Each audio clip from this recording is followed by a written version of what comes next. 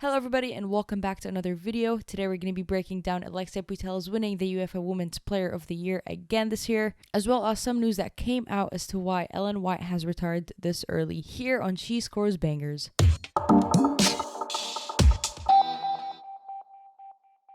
Well, Alexia Putellas has been able to win the UEFA Women's Player of the Year award for the second time in a row now, and is the only ever female athlete to do so. She is now currently tied with Pernille Harder, who has won it back in 2018 and in 2020. Winners of this trophy also include Lucy Bronze, Ada Hegerberg, and Lika Martens. Alexia Putellas winning this year also means that she is the current holder for the Ballon d'Or and the UEFA Women's Player of the Year award. So the two most prestigious individual awards, she's currently the reigning champion for that. I do know there's the Ballon d'Or coming up in October, but for right now, this current day we're speaking of, she is the current reigning champion for both.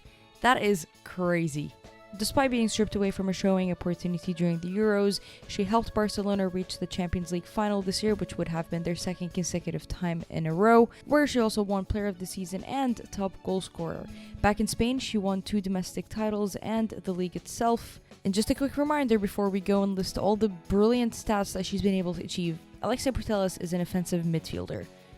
Just so that you have that in mind. Throughout 54 games, both combined at club level and international level, she achieved 42 goals and 23 assists, which is 65 goal contributions in 54. What?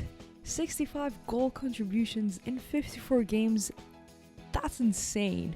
The two other contenders that she was coming up against included Beth Mead and Lena Oberdorf. Mead was only 13 points behind the winner, whereas the German youngster laid 50 points behind. From the articles and reports that I was able to gather and read right after this decision was made, I understood it to be that journalists voted heavily for Beth Mead, whereas Champions League and Euros managers voted for Alexia Putellas, and that's kind of what gave her the edge. However, I think the overall consistency and dominance Alexia has been able to show, it's really hard to match. This is not to undermine or say Beth Mead is not a great footballer. She's an absolutely phenomenal athlete that will definitely be able to win this award in the near future, and will probably be in a lot of conversations for the upcoming Ballon d'Or and the one afterwards. And so Beth Mead will be in this scene for the next 5 years at least, and will most definitely be able to catch an award or two. She won Arsenal's Player of the Year this season. She also had the most assists in the WSL. She had shown up for the Arsenal when the Gunners needed her, but ultimately it was collective and team success that probably failed her a little bit. Arsenal unfortunately came out trophyless last season. They also got knocked out in the quarter stages of the Champions League, and so collectively they didn't do that great. And so not only Alexia has better individual numbers, but she also has all-around team success. So yeah, Alexia winning this is really no surprise. She's so all-rounded. She's so important to whatever team she's playing on. She can score, she can create, she can control, she can possess, and hold the midfield however she wants to hold it. Her IQ is insane, and quite literally she's the best in the world right now. An issue that I did have with this event, unfortunately though, was Beth Mead and Lena Oberdorf were not at the actual event. An interview earlier this week disclosed that Oberdorf did not actually get an invite to the event at all. UEFA has to do better. I'm not sure if this is some kind of COVID protocols. I do understand it was in Istanbul. COVID over there is still kind of a big issue that's ongoing right now. I'm not sure if it was a venue cap off and they only had limited amount of guests. Regardless, whatever it is, not having, your two female... There's 2 of them. Just put 2 seats on the side and you can probably fit them in there. It's really not that big of a deal.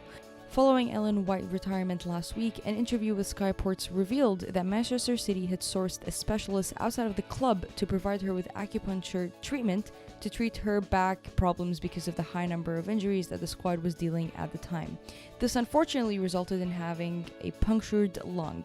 Literally a punctured lung. Now, while receiving that treatment, and the punctured lung was obviously that's a big thing that no athlete wants to deal with, and that was one of the big reasons that kind of led her to retire a little earlier on. Now, if you don't know what acupuncture treatment, it's kind of a simple needle treatment that is on your back really, and I could bet money on it that at least 95% of athletes have had some kind of acupuncture treatment with their muscles, with their back injuries, whatever kind of treatment they need. It's quite an effective and beneficial treatment overall. I'm not a biologist or anything, but I don't know what kind of needles you have to be using to puncture a lung. I understand that the lung is kind of quite close to the back, but I don't think you should be puncturing I don't know how it is, but you're talking about a doctor referred by a club specialist, Manchester City, not any kind of club. You're also working with the highest level of athletes. You want to make sure you're sourcing the right people to work with them. To have an injury like that happen to one of your star players is really bad, and I think even for Ellen White to come out and say this, it takes a lot of bravery. She probably can sue the club and make a huge fuss about it, and she's actually been quite respectful. If you're able to catch any of the interviews that she's been talking about this, she's been very nice and respectful about it. I think any other athlete would be furious. I do believe Manchester City has to come out and speak about this, specifically in the medical team, just kind of take accountability and responsibility for what happened, because it's not acceptable at all. And honestly, there's no surprise these Manchester City players are fleeing the second they have the chance to. Let us know your thoughts on Alexia Putellas winning this very prestigious awards, as well as your opinions on how something like that could happen in the Manchester City camp. To stay updated and to continue enjoying the beautiful game, make sure you subscribe to us here on YouTube and follow us on Twitter. I will see you later.